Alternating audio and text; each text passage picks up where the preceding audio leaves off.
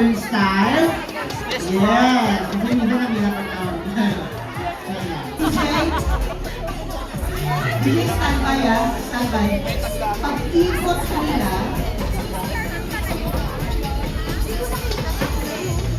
ayan.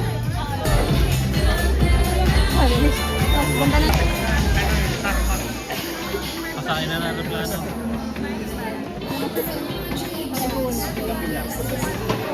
Yes, pot-pot. Ayun, naka-ready na po ang ating mga cameras. Ayan na! Kapamilyang Luna, narinig na tayo ng Billy!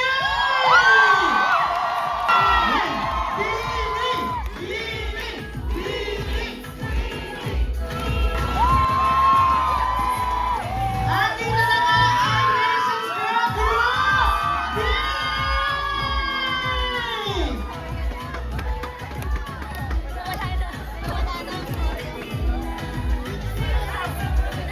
Studio 10, please welcome Petey!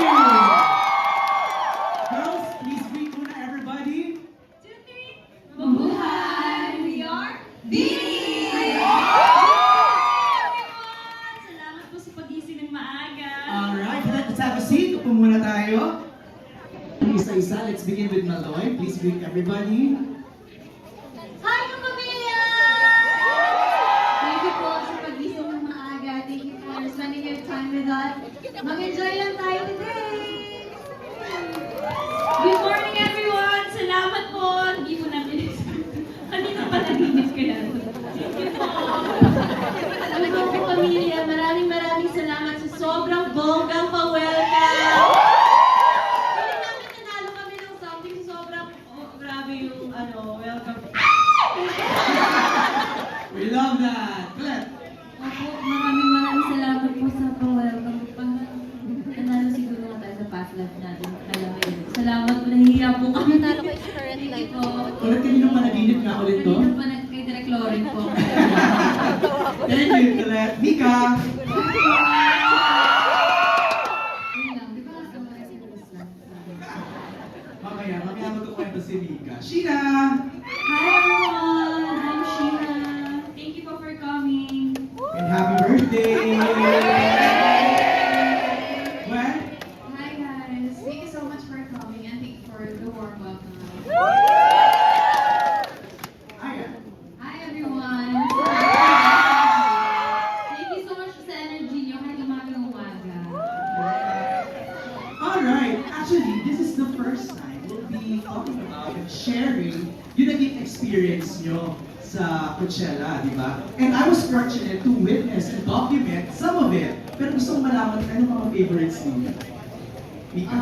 For me, siguro favorite ko yung after ng performances namin, nakikita namin yung feedback ng lahat ng mga tao. Tapos, hindi namin in-expect na yun na pala yung impact na namin as a group. And yeah, it's very heartwarming and I feel like that was the most favorite feeling ever. On this side. Ano po, well, siguro aside po dun sa Coachella experience, yung Coachella backstage, na parang nakakaano na anytime may makakasalubong ka talagang big artist po. Sino yung mga na-meet natin na Chapter? Flow. Opo. Jojo Nas. Diba? Really. Ang dami eh. Yes, opo. Tapos wala lang parang may artist, ano po kasi yung artist compound. Tapos nung week 1 po kasi parang talagang daan lang kami, gano'n. Tapos nung week 2 parang dun sila nagsistart na, hello, that's Dini. May mga gano'n na. So parang ano nangyayari? May mga gano'n. Parang ano yung sabi mo nung nag-interview tayo? Parang may shift. Opo, something shifted. Parang sabi namin kay Direk, ano nangyari? Sumikat ba kayo? Ang daming bundok at mapin talaga namin pinagdaanan. And hindi ako makapaniwala sa journey na yon sa lahat ng mga nangyari. Dito pala kami dadalhin. And hindi pa rin ako makapaniwala hanggang ngayon na we just did that. We just made history. So,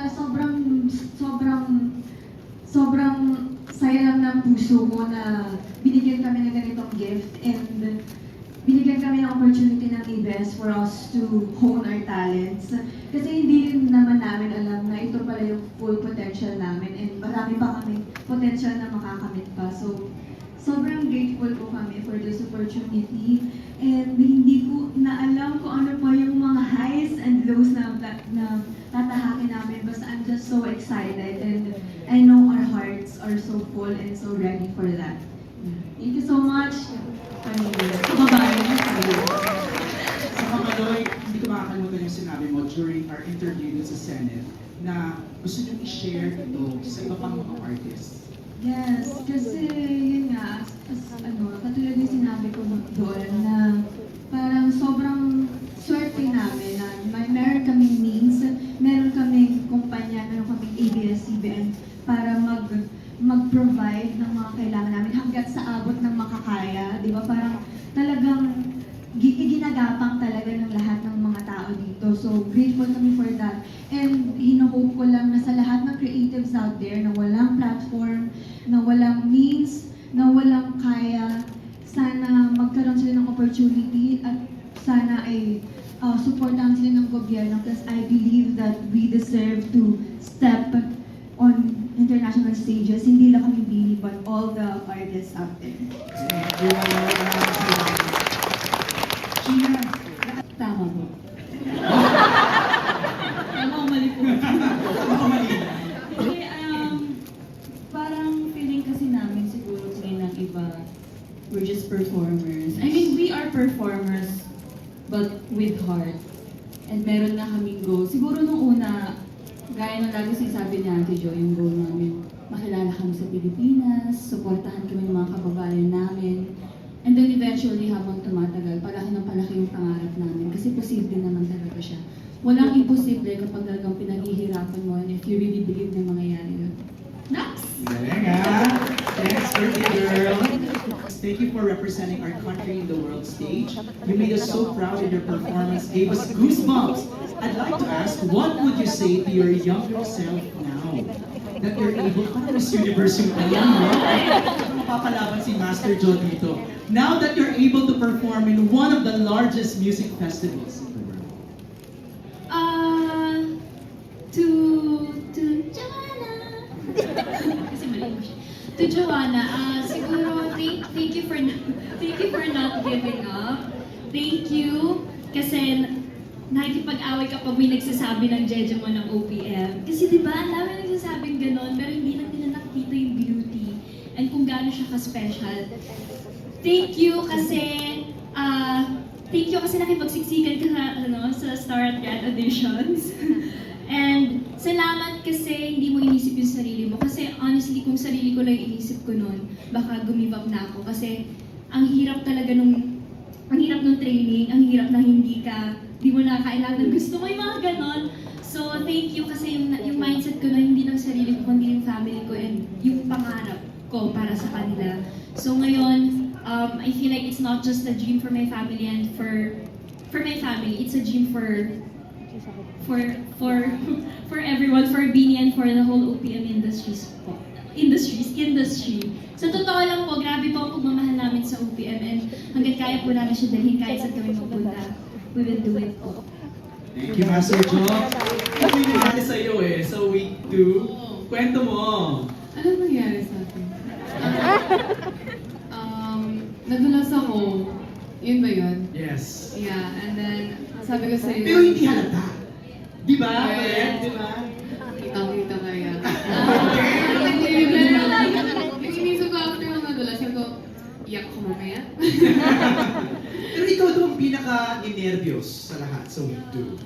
Yeah, kasi I feel like the second weekend, mas madaming taong yung mga nag-aabang. So, parang mas malaki yung pressure ng second weekend. Right. And we felt it, I felt it, and yeah. Pero nakita mo na yung brother mo.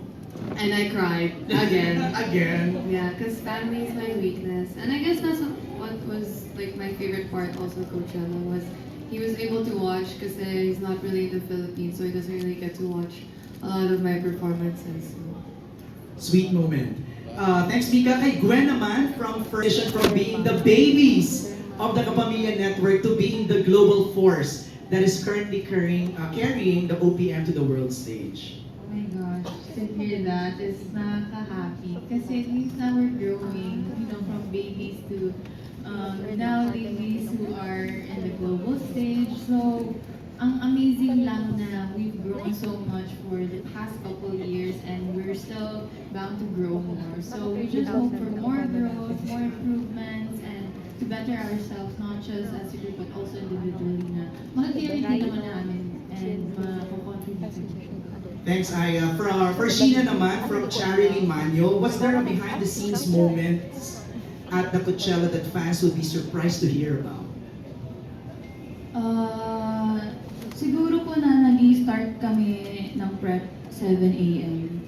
Kasi sa time doon, 4 p.m. pa yung performance namin. Yun, nakaka-surprise naman, di ba? Na 7 a.m. So, gising na tayo ng 7? Hindi po, before 7. Gising na? Siyempre. Okay, tapos anong gagawin na breakfast muna? Ano po, depende po. May ibang girls kasi nag-wheel of names kami kasi yung mga una sa makeup. Wheel of Names. Kung saan ang yes. Kwento mo. Po. Yes. Meron po kami wheel of names kasi syempre 7 a.m. yung start. So kawawa yung una. Pero, no choice. Kasi dalawa lang po yung glam namin, dalawa rin yung hair. And then nag-iisa lang yung nagbibihis sa... Ay! Isa lang yung hair, dalawa yung glam, kasi isa lang yung nagbibihis. So grabe, props to our glam team. Sobrang solid nila, nagagawa nila lahat na yun. So, ang kapagit na lang talaga for us, is igising kami ng maaga para ma-take time talaga nila per girl. Ayun po. Grabe. Tapos 10 o'clock. Ay, hindi. Ba't ang mga 1 o'clock Mga 1 nasa o'clock po. bumabi na kayo, Opo, di ba? opo. Yeah. Grabe. Thanks, Sheena. For Maloy, do you have any rituals before going on stage? Mula kay Kyla. Hi Kyla, thank you for that wonderful question. Rituals. Nag-huddle kami para para ma-remind kami kung ano yung mga last changes ng sayaw namin, para lang, alam mo yun, ma-freshen up yung utak. Kasi syempre, pag pressured ka na, parang clouded na yung utak mo. So, it's parang very important sa amin na magkaroon kami ng huddle para lang ma-refresh yung mind namin. And of course, nag-pray kami. Sobrang importante sa amin mag-pray kasi we feel like kapag embraced kami ni Lord, parang sobrang galing namin. Parang na-feel ko na, alam mo yun, parang magiging align talaga yung mangyayari kasi na-lift up namin kay Lord lahat ng lahat ng piyesa namin. And of course, we do warm-up. Warm-up stretch. Alam ko ano yung ginagawa namin. Nag-warm up stretch kami para hindi mabigla yung mga katawan namin. And, ayun. Nag-ready kami. Tsaka yung gano'n, yung malakas na palakpak tuloy. Malakas na high five para lang ma-release yung tension. And after that, we're all set. Wow. Yeah. Every bit of the red carpet moment, you deserve it. Palakpakan natin again, B!